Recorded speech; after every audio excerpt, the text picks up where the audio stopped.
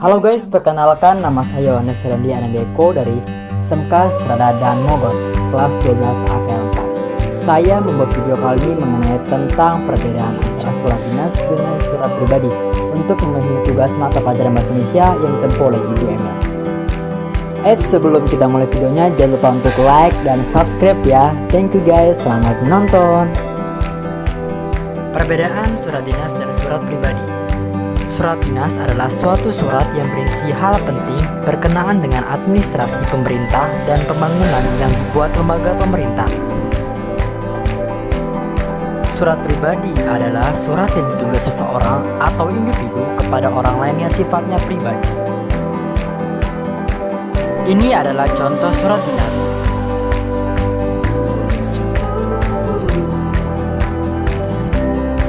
Ini adalah contoh surat pribadi.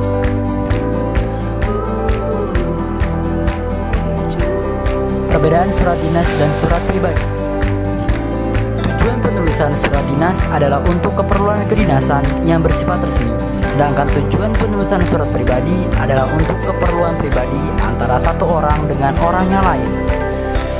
Struktur surat dinas memiliki kepala surat dan nomor surat, sedangkan struktur surat pribadi tidak memiliki kepala surat dan nomor surat. Bahasa yang digunakan dalam bahasa dinas adalah bahasa ragam baku, sedangkan bahasa yang digunakan dalam surat pribadi adalah tidak formal, tetapi sopan. Bahasa yang digunakan tergantung pada penerima surat. Pada surat dinas, kata sapaan yang digunakan bersifat formal, sedangkan pada surat pribadi, kata sapaan sama seperti orang yang sedang melakukan percakapan. Halo guys, selanjutnya kita akan membahas tentang bagian-bagian surat dinas. Stay tune ya. Bagian pertama, surat dinas, yaitu kepala atau kop surat.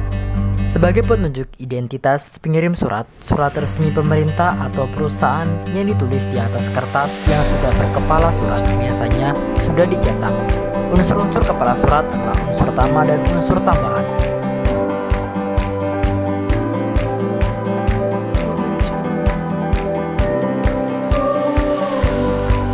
Berikut adalah contoh kepala atau kop surat.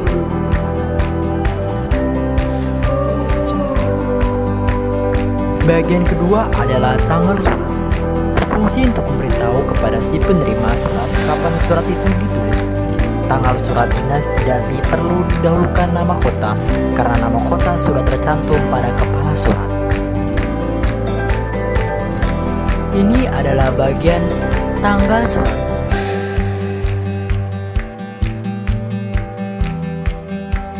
Bagian ketiga, nomor surat. Setiap surat keluar dari sebuah jabatan atau perusahaan harus diberi nomor untuk memudahkan pengadaan, pengarsipan, dan pengacuan di dalam balasan surat. Oleh penerima surat, nomor surat yang diterima dapat disebutkan sebagai acuan atau petunjuk di dalam surat itu. Ini adalah contoh nomor surat. Berikutnya adalah alamat surat. Digunakan sebagai petunjuk langsung siapa yang harus menerima surat. Alamat yang dituju ini sebenarnya tercantum pula dalam surat sampul. Alamat sekaligus dapat berfungsi sebagai alamat luar jika digunakan sampul berjendela. Berikut adalah alamat surat.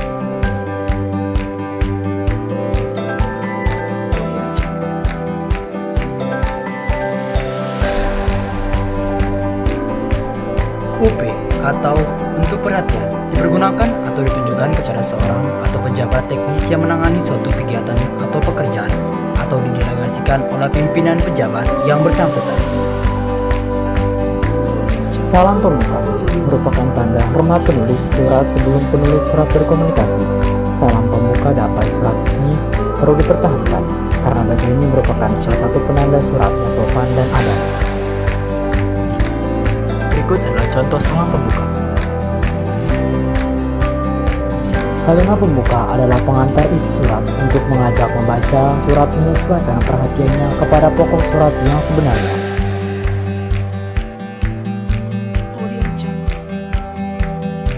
Ini adalah contoh kalimat pembuka. kalimat penutup berfungsi sebagai kunci isi paragraf atau penegasan isi surat. Bagian ini dapat pula mengandung harapan pengirim surat atau ucapan terima kasih kepada penerima surat. Paragraf penutup berfungsi pula untuk mengakhiri pembicaraan dalam surat. Berikut adalah contoh kalimat penutup.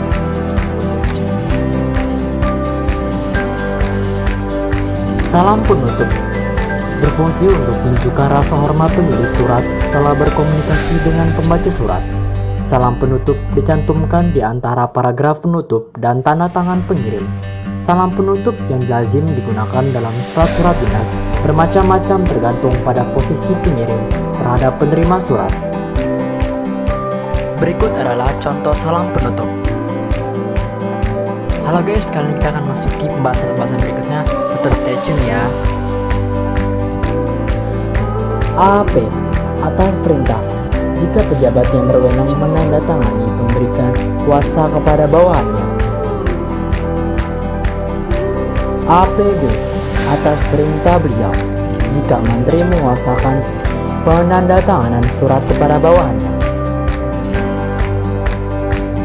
PLH pelaksana harian. Jika pejabat yang berwenang menandatangani surat berhalangan untuk waktu tertentu karena tugas dinas mengusahakan penandatanganan surat kepada jabatan setingkat di bawahnya selama pejabat tersebut tidak berada di tempat. WKS wakil sementara. Jika seorang pejabat yang belum ditunjuk penggantinya atau berhalangan karena tugas, untuk sementara penandatanganan surat dilakukan oleh pejabat yang setingkat dengan dirinya.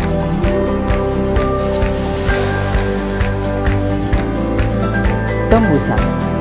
Ada beberapa instansi yang menamakan bagian ini tindasan atau CC, carbon copy. Pusat bahasa tidak menganjurkan penggunaan istilah tersebut yang diajarkan pusat bahasa adalah tembusan. Tembusan berfungsi untuk memberitahukan kepada pembaca bahwa surat tersebut dikirimkan juga kepada pihak lain yang perlu ikut mengetahui pula isi surat itu. Inisial. Inisial disebut juga sandi, yaitu kode pengenal yang berupa singkat nama pengonsep dan singkatan nama pengedit surat.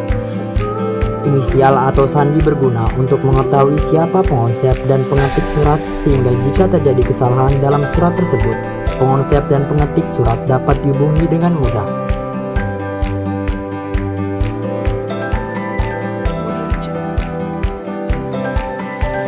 Halo guys, tak terasa penjelasan mengenai perbedaan surat pribadi dengan surat dinas dan bagian-bagian dalam surat dinas telah selesai. Semangat belajarnya dan terus belajar. Jangan lupa like dan subscribe ya guys. Thank you guys. Bye bye. Sampai ketemu di video berikutnya. Semangat.